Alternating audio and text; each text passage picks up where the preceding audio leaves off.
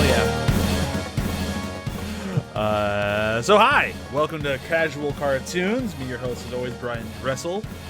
Joining me this week from all over the goddamn ATH Network, has done artwork for I think every show.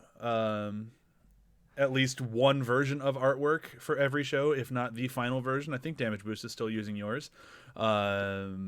Has posted more episodes than I can think of. Has been a co-host on ATH and Behind the Hype for years. Mr. Jonathan Hardesty.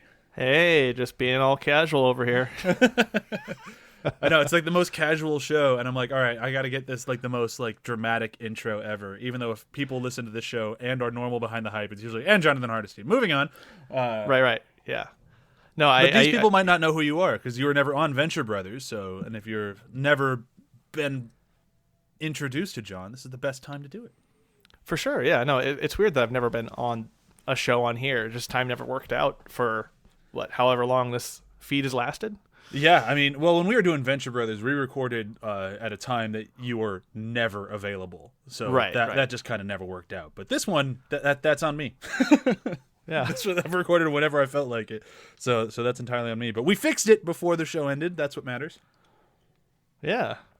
And hey, I'm in the feed somewhere, at least once. Yeah, and we did it with something that you and I have already recorded an episode on many times, this subject matter. We've even done one of our original like solo just you and I episodes for After the Hype on this subject matter. Different series, of course, but still the same subject matter. So we're going to do it again for this show. We're talking Teenage Mutant Ninja Turtles, but this time we're talking the original 1980s cartoon. Ooh, yeah. Ooh. Man, I have not dived back into this show in a while. Yeah, every few years I'll pull the little van, the turtle van out that has all the DVDs in it, and I'll go through it. Just like I'm gonna watch all the episodes, and I get to about maybe the second or third disc and then stop. That sounds about right. There's something that is truly magical about this show. It was so good, so of its time. And really is kind of hard to binge watch.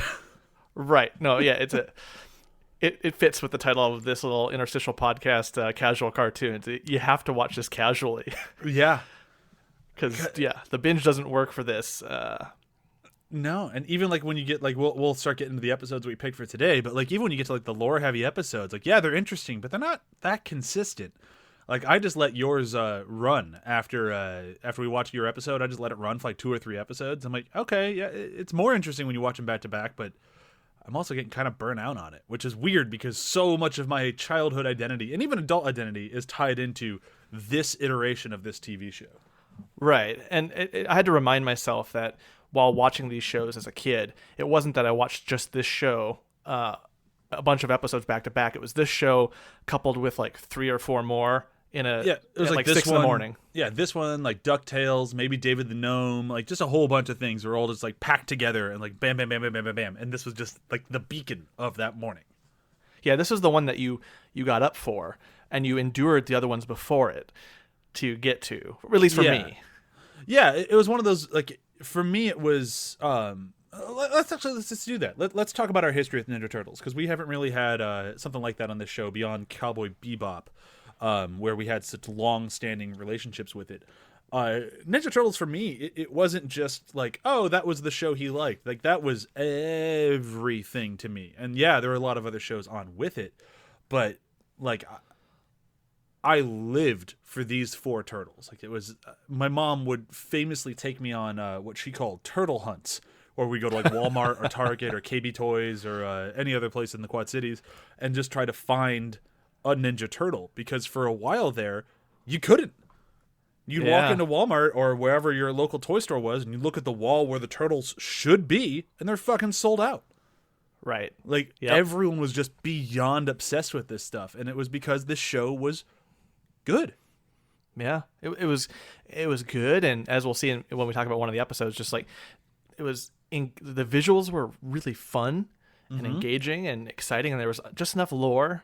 Like, I mean, now as we're older, it's like, okay, this is pretty silly and pretty simplistic. But back then, there's just like such lore of, Dimension X and the, Krang and all this extra stuff that you were keeping track of it, and it was so cool. and it felt important. Like it was like when you turned on, say, Spider-Man or Batman or like the X-Men show, which were all a little bit after this. Like this one was like a mid to late 80s to early 90s a little bit. Those shows were far more 90s shows. But still, like they do reruns of this show at the same time. So it's still kind of the same wheelhouse. But like those shows had their own flavor of seriousness. Like it was just, this is a serious TV show. X-Men, the cartoon, is a serious cartoon. You can have fun with it, but it's not really for the lulz. Whereas right. TMNT would just boldly walk down that fence. Like, we're going to have our foot in both sides of this. It's going to be silly and stupid and serious. Which is funny that you mention that, especially some Marvel stuff, because it took me a while to figure this out growing up, but it was the original like comic was referencing Daredevil. Yeah. And kind of a spoof on that. And when I saw that and I researched that and I found that out, it made a lot of sense. And especially with the cartoons, going back to that, this cartoon is like, oh, this is playing in that same area, just with a 80s, late 80s flair. And it was so interesting. Oh yeah, and it's, if you really want to like go down a rabbit hole, start reading the original run of the comic and go like, how did a children's cartoon show come out of this thing? Right. Like I have, and it's just my eyes were wide and my jaw was slack. I was just like, this is the same thing? Yeah, it was violent. It was violent, and yet at the same time, very quickly after you introduce the Turtles and Shredder and all that, they're going into space already. Like, it happens really quickly. All this stuff that we think is kind of goofy and a product of the show, like, the comic just jumps right into it. It's like, what if Daredevil suddenly went to space and fought Triceratops people? Oh my god. Yeah, like, and that's kind of what I enjoyed about the show, was the show just kind of softened the edges of the insanity of the cartoon. I mean, by I said kind of softened, I mean extremely softened the edges. But they just took this idea and went like, this could very easily just be a kid's show if we just kind of take out all of the murder and violence. And yeah, it worked out fucking gangbusters. Yeah. I remember when Kimmy Schmidt came out and they have a joke right in the beginning, like, Ninja Turtles? That's still a thing? It's like, yep. Right? People love the Ninja Turtles. But what about you? Like, as a child, like, what was this, like, your number one show? Was this your jam, or did you have other ones? There's two that I can remember when I look back, and the Turtles, Teenage Mutant Ninja Turtles, was the primary one, the big one, the one where I had costumes, toys, and all the games, and was obsessed. Only less so, a little bit, was the Ghostbusters cartoon, because that also had a competing fad for a little while, because it also had great toys back in the day. Yeah, and a lot of this and it had stuff that is also fucking high C tie-in, the Ecto Cooler. The Ecto Cooler, yeah. Yeah. So like a lot of that nostalgia can be blamed on or attributed to a lot of the marketing that we received on it too. Sure. But I only mostly remember the marketing and the toys and all that from the Ghostbusters cartoon. Whereas with Turtles, it was always kind of lifestyle. I mean, it even got to a point where my grandma would, like, she actually sewed me a costume of one of the Turtles. And it was like, oh, that's cool. Or, you'd see people dressed up as turtles in the mall and go to a signing, and I was there, Oh, yeah. There's many photos of me at, like, various grocery stores with, like, big foam Raphaels or Michelangelo standing next to me, and I'm just like, it's a fucking Ninja Turtle. Yeah, no. And the toys, kind of the toys following immediately on the heels of that cartoon, was just a 1-2 punch that was just enough to own me for all of my childhood, and even into some of the teenage years, just because of the toys were awesome. Yeah, everything was so great. They were fun to play with. The designs were great, and just it was also a way to meet friends and have something to kind of coincide with, because I was interested in Batman back in the day as well, but only because of the Adam West, the Adam West TV show. Sure. Yeah. Because that was on syndication heavily when I was a kid, and it was safe to watch for a kid, so that was there too. But Batman was never didn't stay, and that's just because I was too young. Sure. It didn't stay quite like TMNT. Yeah, I think that the major difference between, like, say, the Batman animated series and TMNT is, like, the Batman animated series, it didn't freak me out, but I was always very drawn to it, and I was like, I loved it. That's why we did an episode of it forever ago. Like, it was a great show, but it also wasn't very interested in being a kid's show. It was more of a show that kids can watch, but it's just going to be the best show it possibly could. It's like, I always blank on his name whenever I try to reference him. The guy who wrote Where the Wild Things Are. He often says, I don't write books, I don't write children's stories. I write stories that children happen to like. And that's kind of how I felt about Batman the Animated Series. Was it's like, I'm just going to make a story, I'm going to make this show, and if kids like it, great, and if they don't, so be it. But this is the show. Whereas Ninja Turtles really wanted to make sure that kids knew this was a show for kids. There might be teenagers out there who like the comic who might tune in for a little bit, but they'd probably take one look at it and go like, that's not the comic book I like. This is a kid's show. And I think that partly has something to do with why it hasn't stuck around with such like love and feverish like what's the word I'm looking for, nostalgia as the animated as Batman the Animated Series, because it was kind of slave to being a child show. Right, and not just that, but a marketing thing. Because especially as you go back into, like, you read books like Console Wars or anything about Nintendo, Sega, everything in our childhood had a marketing angle, and the purpose of the thing was to market a product and toys and merchandising. Right. And so, like, as you go back, it's kind of nefarious, but I can't fault it for having such a great hobby as a kid. But at the same time, just like, the show was to sell me buying things from Turtles, like, to make that my lifestyle. Oh yeah, like, and by like the mid stride, like the Turtles would wear a hat in an episode just so they could sell that toy later. Oh yeah, and those toys ended up being the only ones you could find of the main four Turtles at any time, because the originals were always sold out. Oh yeah, always sold out. I don't want Hawaiian shirt Mikey. I want regular no shirt Mikey. I don't need Donatello with a bag of beach balls on his back who spits water at me. No, I don't need that toy. I still have that toy, but I don't need it. Right. But yeah, the toys and the merchandising really go hand in hand with this, and sometimes that's easy to kind of push aside because of the nostalgia of the show. And as we watch it, I'm like, but I also couldn't help, while watching our 2 episodes, think about the toys I had. You know, I had the turtle blimp, the detachable thing, the slime that you use once on the toy and it's done because the toy is ruined. You know, that sort of thing. I had the Technodrome with like the eye that could roll down the front of it and launch. I thought it was the coolest thing. It never happened in the show. I'm like, why don't they ever use that? Yeah. Yeah. So let's talk about the 2 episodes that we picked for today.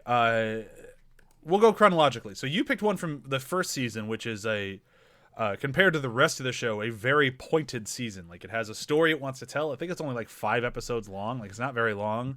Right. And yeah, it's really just like the Turtles meeting Shredder and Krang. And like, that is season 1. So you picked one, like the penultimate episode, right? Yeah, pretty much. Hot Rodding Teenagers from Dimension X.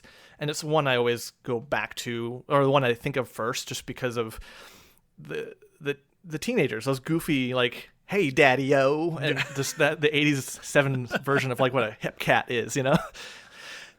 And who just don't like Dimension X because they're not allowed to party. Right. They always want us to fight and have guns and do war and stuff, but we don't like that. We want to have fun in an arcade. And the nostalgia starts there. But then after I picked it and watched it, I didn't realize just how lore heavy it was, and how very focused that those first 5 episodes are. And even I don't know about the other ones, but when I looked this up, Toei Animation Studios did the first 5, but I'm not sure if they did the rest. I honestly never looked it up. Like I said, I'm not here to be the smartest man in the room. I'm just here to talk about cartoons. No, it's something I found fascinating, because it was like between our 2 episodes, there was a very marked difference in how things were animated, and I didn't. To me, looking back in the past, they were all animated the same way as a kid, as far as I remember. Oh, yeah. So going through this again, I'm just like, there are a lot of different angles on here. This actually feels like the intro credits, animation style-wise. Yeah. Whereas the other one, like, it was very fascinating to come back to it. I feel like it might, because the episode that I picked is in season 3, so it might just have to do budgetary. Like, maybe after the first season was such a smash hit, they just got more money for the next seasons. Right, probably.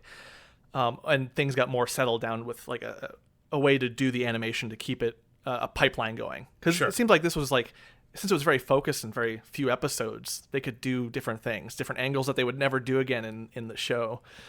Yeah. But yeah, no. And the big thing that was surprising to me from watching this to like the other night when I watched it again was the lore. The opening Dimension X, the first time, Krang needing his body, the introduction of the General Trag and the Turtle Van. The Turtle Van, I was surprised because I forgot about Baxter being in this first set of episodes too. Oh, he's not even a fly in the first set of episodes. That happens later. Like, he's just a dude. Right. And just like, yeah, the very first thing I see in this episode is the Turtle Van that I had a toy of as a kid. And they're like, oh, they're just taking that van apart now? I mean, they carried it up some stairs. That's weird, but... Yeah, they're just trying to put it together. Yeah. Like, they even have the joke of, like, this thing's not done yet. And Mikey's like, oh, you put in all this tech, but you forgot to put in the pizza oven, man. Yeah, no, I've gotten so used to the later Nickelodeon, like the 3D animated one with Jason Biggs and, or I guess Seth Green or whoever you want it to be. I've gotten so used to that version of Mikey, that I kind of forgot how much of a surfer stoner he used to be, and like, right? No, like, yeah, it's funny listening to their voices, especially in the first batch. Like they normal out to what I remember from season 3 and on, but even Rob Paulson. It feels like you can't quite recognize his voice immediately, especially in this episode. There's a few jabs that he does as Raphael. I'm like, did they get someone else? I think I still got it, but I think it's just because I'm listening for Rob Paulson. I'm like, oh, I can't wait for Raphael as Rob Paulson because I've gotten so used to Donatello as Rob Paulson, or you know what I mean. Yeah. Rob Paulson as Donatello or Raphael. Like, I was so excited to hear this Raphael again. I think I was just expecting to hear it. Right. And there's a few where the recording is a little bit more rough, or he's younger and not quite as into the system of how these episodes go.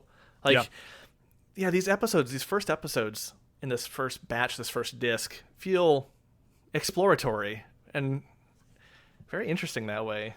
Yeah. I mean, correct me if I'm wrong. In your episode is the first time they even hear of Krang, right? Right. Yeah. I think that alone, I mean, Krang is like the big bad of the whole series, really. Like, a lot of people always want to think of Shredder as the big bad, and that's largely because like he is in the movies and he was in the comics, but in the cartoon series, it's really Krang's show. Right. Like, Krang demands things from him. Like, my go-to Krang quote throughout my entire life came from this episode of Shredder, where is my body? Like, like, that's always been like my go-to Krang thing.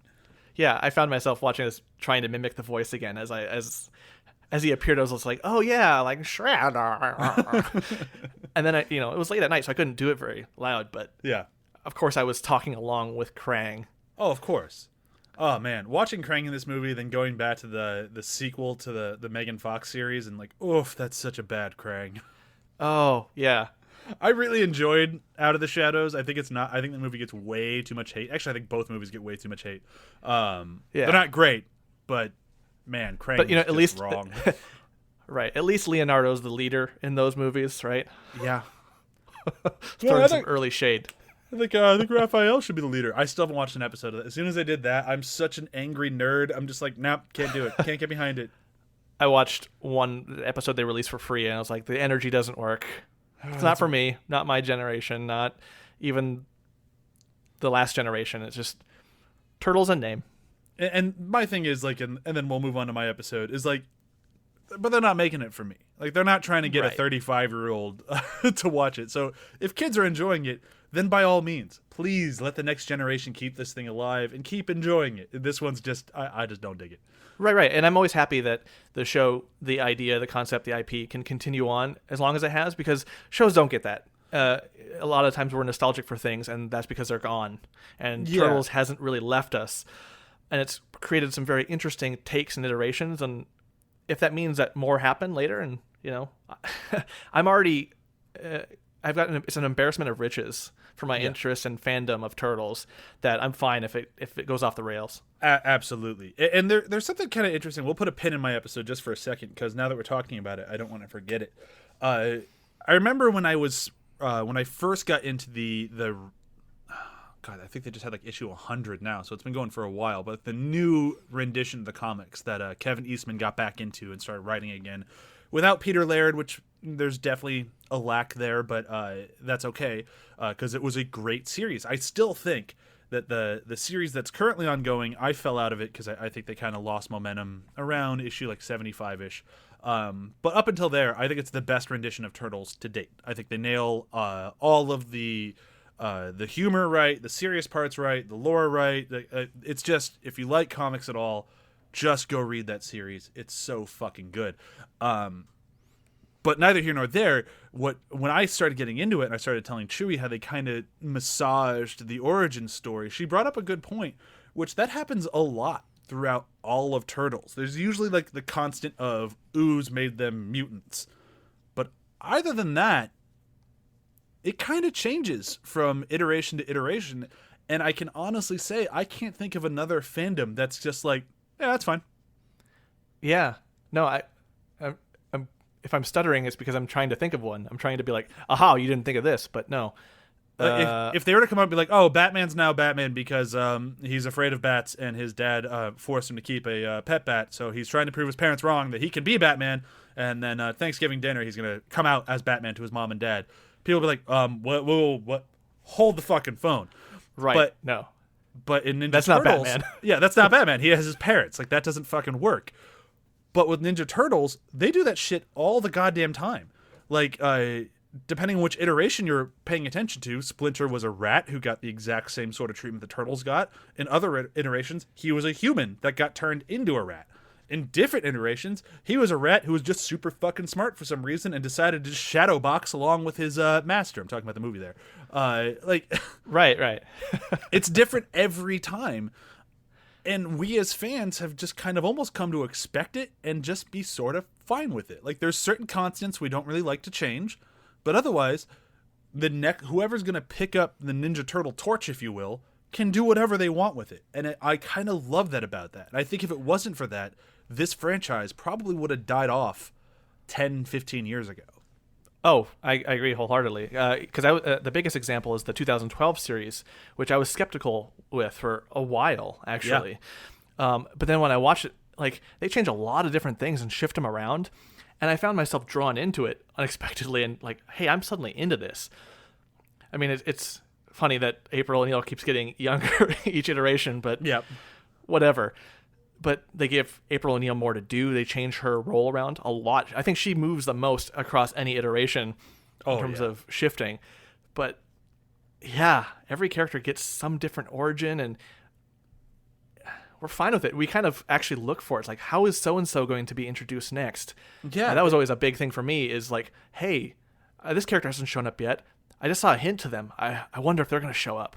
I'm thinking the example I'm thinking of is Raphael's pet turtle in the 2012 series. Yeah. I'm drawing a blank on the name all of a sudden. Slash. Right. And when I realized like that's who Slash was, and they revealed that, I just bounced in my seat unexpectedly. I was like, oh, that's really cool. Yeah. Or how they changed the Krang, and their turn was hilarious from what we expected from, the 80s series. Oh, yeah. If you watch the 80s series where Krang is this, like, warlord, and then you watch the 2012 series, and it's like, he's just kind of there's 1,000 of him, if not more, and they're all just kind of goofball idiots. Right. Like, when their body with grammar dies, problems. Yeah, they just run away terrified. Like, it's just such a weird thing. Like, the only other show that I can really liken this to, and this is high praise, and I don't mean that lightly, I liken it to Doctor Who. Like, Doctor Who will completely change the game every now and then, and when people tune into it, if it was the same show that they were watching before, they'd be annoyed. They look for the changes. Like, oh, what is this going to be now? And there's a very similar thing with Ninja Turtles. It doesn't wear it on its sleeve like Doctor Who does, where they're going to have a whole change and a new Doctor will be there. It just kind of lets one end, and then a new one starts, but what's going to be different? And I think there's a lot of similarities there that's really kind of cool if you really start digging into it. Oh, yeah. And I would say where Doctor Who tends to be apologetic about its changes, and I don't mean like, I'm sorry for changes. They try to show their proof and try to like, oh, this is why he can suddenly regenerate a 13th or 14th time. Like, they try to work the just the mass lore to to work for them. Yeah. Turtles they never really bothered about that, and I think that's to its benefit maybe if we were comparing those two directly, because yeah, so what that Slash shows up this way and this way. This is its own thing. Yeah, and I think it wouldn't really work if they did have to try to explain why Leatherhead changes so dramatically from like series to series.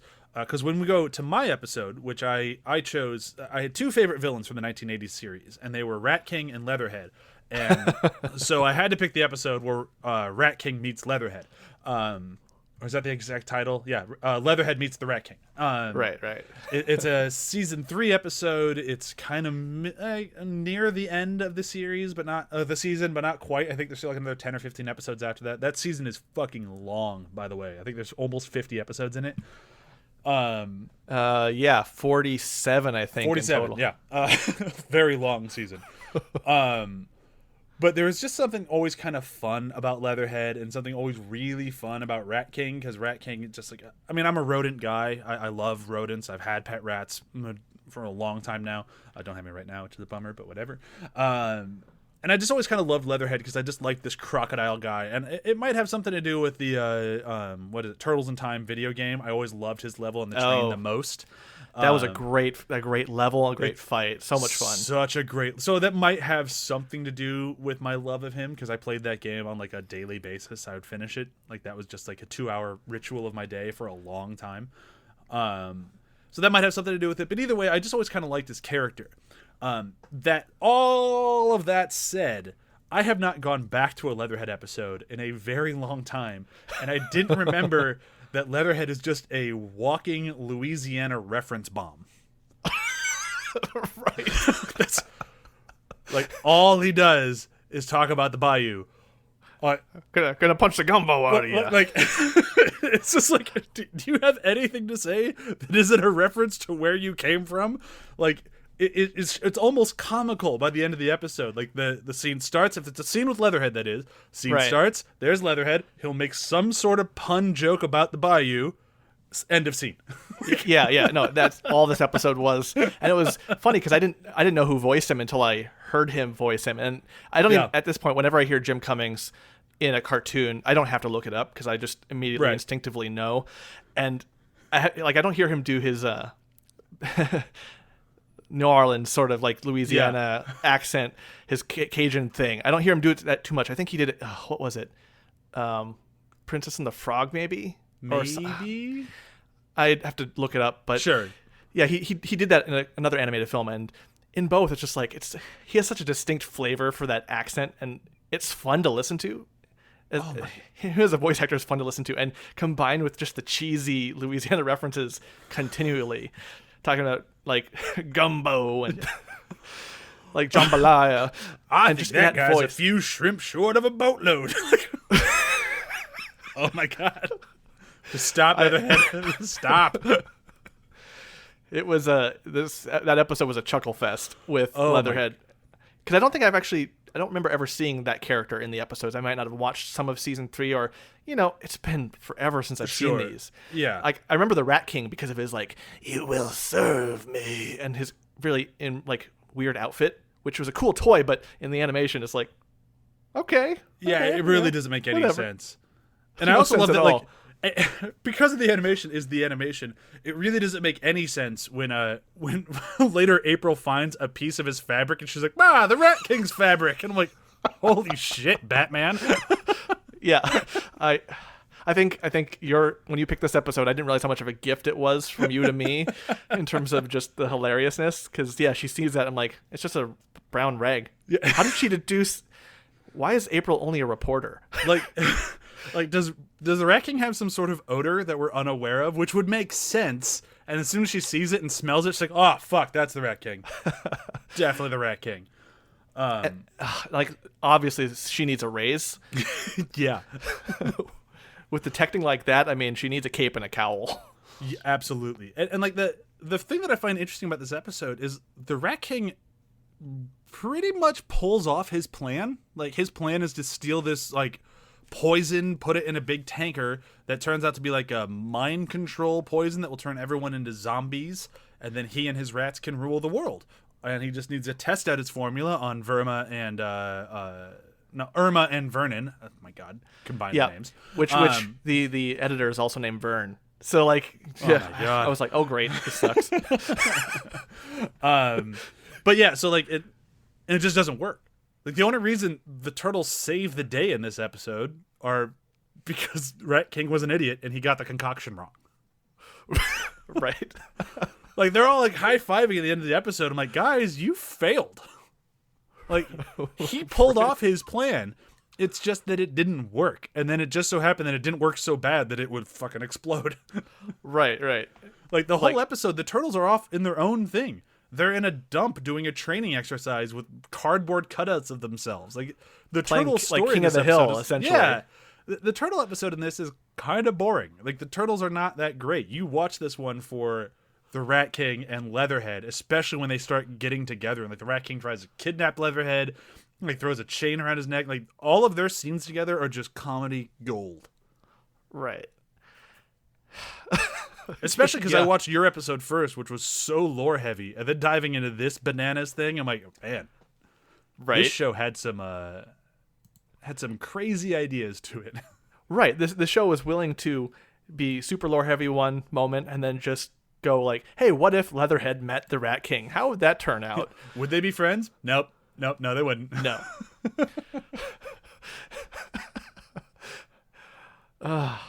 And just even the farewell to the Leatherhead from that, as he gets like shot out into like the lake or I think it's like the Hudson. Oh, the Hudson, yeah, Hudson, and then he just like swims away like, I'm going back to home. Yeah, I'm going back to New Orleans. I don't need no turtles. And like, what was his plan? Like, he was just showing up to New York to just beat him up, and like, it's not like he's there to like kill him or rule the world or anything. He's like, I'm just gonna lay the beat down on him. Right. Like, you traveled all the way to New York from New Orleans just to beat up 4 teenagers? Dude, you have problems.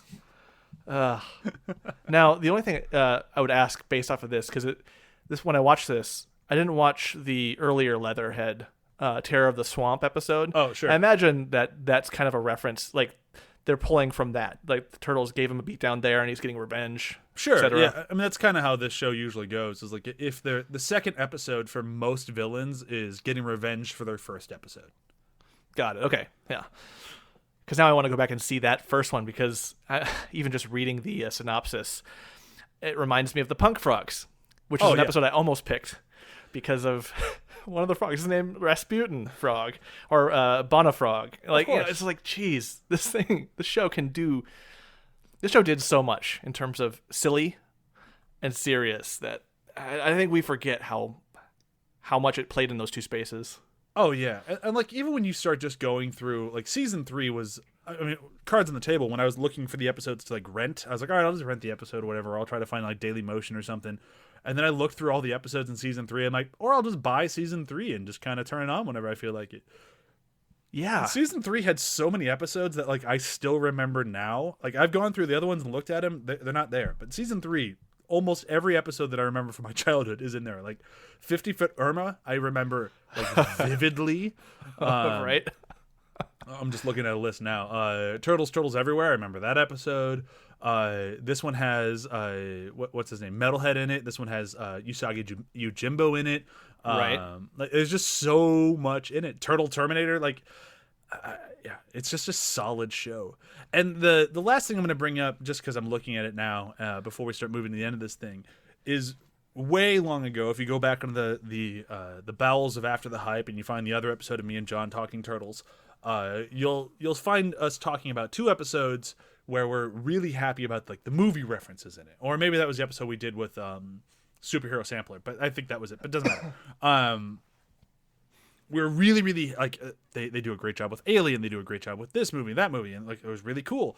You go back to the original cartoon, and like the seeds of that idea were there from the very beginning. Oh like, yeah, no, Turtle I forgot Terminators that. Here, like Bye Bye Fly. Like, there's just so many things with just random movie references in it, and I'm like, it's kind of fun. Like this has always been a thing. Lassie is referenced in this. I'm looking at the Usagi Come Home episode. Yeah. It's like. Yeah, 50-Foot Irma, like Attack of the 50-Foot Woman, 20,000 Leagues Under the City, like they're all over it. like this was this is in the DNA of Turtles for us. Yeah. So it's funny that you mentioned that we were all like happy about that in the new series, when it's just like, no, we were just we're recognizing what the show has always done, or what a good version of the show will do. Yeah. So to kind of wrap this thing up, I watched, I'd say 5 or 6 episodes over the last day or day and a half. I think you watched 2. How did you enjoy the revisit to this thing? I think you've done it more often than I have, because I got so stuck on that 2012 show that's kind of like my default Ninja Turtle viewing now. Right. I'm tempted to go back and watch through these all again. Like, because I have all the discs, because someone was very nice and gifted it to me, a family member. And it's like, yeah, watching just these 2 made me want to go back and watch them all.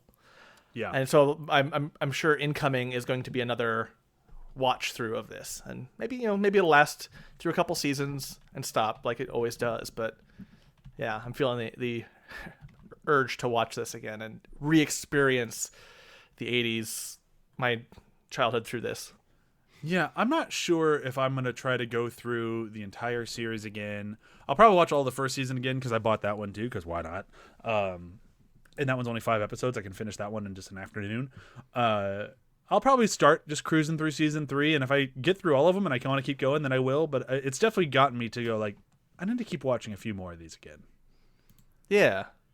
I might not go too crazy. I'll watch a few at a time and just consistently do it. But yeah. Yeah.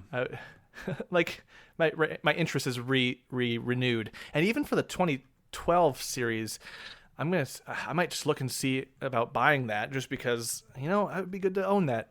And yeah, I think now that time has passed and I've come to really appreciate it all, like, why not? Like, I own the original, and it's time for me to own the newer one. All right. Yeah. I really enjoyed talking Turtles again. This was a good time. Yeah. I feel like if we don't talk Turtles at some point in the years on any of these feeds, with exceptions, it's kind of like there's a it's like a tradition. Yeah, we missed out on something if we didn't do it at some point. Right.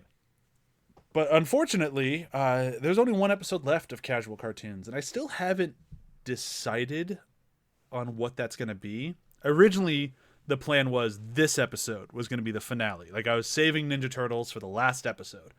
But then I just got excited to talk Ninja Turtles, so I had to call John and do it as soon as humanly possible, which is what we did. I think I messaged you, like 2 days ago? Right. Yeah. Yeah, it just kind of dawned on me. I'm like, I want to do it now. It might have something to do with, like, I just finished Last of Us 2, and I wanted to go back to a happier time. Right, yes. So with that, let's do a quick round of plugs, and then we'll say goodbye. Coming up on this feed at the end of July is Welcome to You Are Doom, the Frisky Dingo podcast, with not Mac Dykes as the co-host of one of the co-hosts. Definitely not Matt Dykes. It is Matt Dykes. I'm just refusing to say that it is Matt Dykes, because this part didn't happen. I never said this, because it's not Matt until he writes that Doctor Who article for real this time. Right. And then we even referenced Doctor Who in this show. Like, yeah. We've already done some of the work for him. So that's coming up eventually, and then be sure to check out ATH Pod for all of our other shows, including Behind the Hype, where you can hear both John and I, and then my wife Chewy, chatting about, let's see, on this Thursday will be Four Brothers, the final movie of John Singleton month, which I'm very excited to get into. Chewy and I have to finish Too Fast, Too Furious tonight, which we are... we're definitely having opinions on. I should watch that one too, just to join in, because I'm curious. It's the one I've seen the least out of any of them. I'll give you this much of a tease. It was the wrong choice of a director. Interesting. I really like John Singleton. I think he was an immensely talented man. I see what they were going for. I don't think it was the right choice. Now I definitely have to watch it just to see. I don't blame him at all. I don't think the movie's his fault. I think it was the wrong choice. And we'll get into that if you listen to Behind the Hype this Thursday. And then otherwise, be sure to listen to Damage Boost and Samwise and the other show that John will mention that I'm also a part of, but I always let you do it anyways. Yeah. Demon Days, the actual play podcast that we do that features all demons and devils and as like the main characters and stuff. And a bullywug. Right now, and a bullywug as the narrator in a very fun. Well, for me, it's fun to write them out. You bookend the show. Yeah, I love recording them. They're a blast. Yeah, no, it's the only issue is like how can I top the next one? I mean, but just think about it like this: I usually record with my window open. My neighbors have to think I'm the craziest person in the world. Right, the craziest person with a drinking problem. Because I usually do it at like 10 p.m. So like 10 p.m. just raging out of my windows. Friends, fiends. Oh, right. He's at it again. Yeah, no, it's fun, and we've put more sound design on it from like ambience and all that, so it feels like a show with hints of the table. So if you're into that sort of thing, Demon Days will be your bag. Yeah, it's a very good show. Highly recommend it. And although I'm sure even people in the show would disagree with me, I think you can jump in whenever. Like I've told people just to listen to a random episode here and there, and they don't really ever feel too lost. Like the show, everyone around the table is good enough at just communicating that even though they might not know the exact events that are going on, you can still follow along with the episode that you're listening to and probably be able to pick up from there on. Like I think you guys do a great job with that every week. So. That's good to hear. You don't need to go all the way back to the beginning. You can and you should. There's plenty of great content, but if that seems like too much of a dive, you can pretty much jump in wherever you want. You'll be okay. Yeah, and if you do want to go back, I even recorded a backdated mini episode that lays out where you can start if you want the very beginning, or if you want to skip a few things where you can go to, etc. Like I kind of give a little bit of a roadmap if you want. So perfect. So yeah, highly recommend Demon Days. Tons of work goes into it, and it shows. It's just a solid show all around. And I think that's it for today, right? Yeah, all right? And it puts a new meaning to horny on Maine. Oh my god. Whew. Some tieflings need to get fixed, but that's fine. So thank you, John, for jumping on. This was a lot of fun. Yeah. I always like talking turtles with you. It's a good time. Yeah, no, we should have just made this the series of each episode, right? And been, although it had been a series of just episodes of woof and yay, woof and yay. Well, that was a rough one. That was a great one. Right. Yeah, that'd have been the entire series. I actually thought about doing Ninja Turtles instead of Frisky Dingo for a minute, and then I looked at how long some of their seasons are. I'm like, I'd be doing season 3 for a year of my life. Like, no. Right. Not doing it. Right. So it's good that like some anime you also don't do. Like definitely never do Naruto or Bleach or any of those for another season unless you want to just never do other cartoons. FMA, no, not doing it. No. No thanks. But thank you everyone for listening. Bye. Bye.